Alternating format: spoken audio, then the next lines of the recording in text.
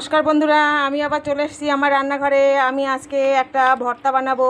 এখানে নিয়েছি তেলাকুচুর পাতা আর নিয়েছি আমি এখানে দুধকচু পাতা। এই দুটো শাক একসাথে করে আমি একটা নিউ স্টাইলের ভর্তা করব। আপনারা দেখতে থাকেন। কড়াই বসিয়ে দিয়ে আমি এবার গ্যাসটা জ্বালিয়ে নেব। গ্যাসটা জ্বালিয়ে নিয়েছি। এবার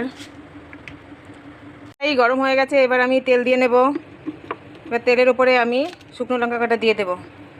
ভাজা ভাজা হয়ে গেছে, এবার আমি কালো জিরে আর কটা কাঁচা লঙ্কা দিয়ে এবার নেড়ে চেড়ে আমি এটা কালো জিরেটা বেশি ভাজবো না।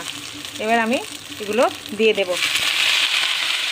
তেলাকুচু পাতা আর দুধকচু পাতা এটা দিয়ে দেবো, দিয়ে লবণ হলুদ দিয়ে ভেজে নেবো।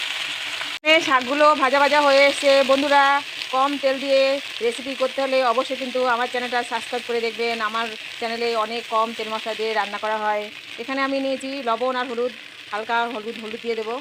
নেড়ে চেড়ে এবার আমি নামিয়ে ফেলবো।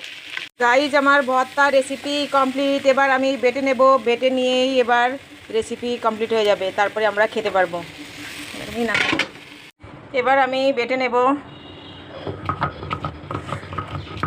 হয়ে গেল আমার রেসিপি তৈরি। ভর্তা কমপ্লিট হয়ে গেছে। এবার আমি এর মধ্যে কাঁচা সর্ষের তেল দিয়ে দেব। আর বন্ধুরা, এখনকার ছেলেমেয়েরা কিন্তু একেবারেই কিন্তু শাক সবজি একটু কমই খেতে চায়। এভাবে রান্না করে দেবেন, ছোটো বড়ো সবাই খাবেন, দেখবেন খুব ভালো লাগবে। আর আমার চ্যানেলে কিন্তু বেশিরভাগ এইসবই রান্না হয়। Tata, bye bye.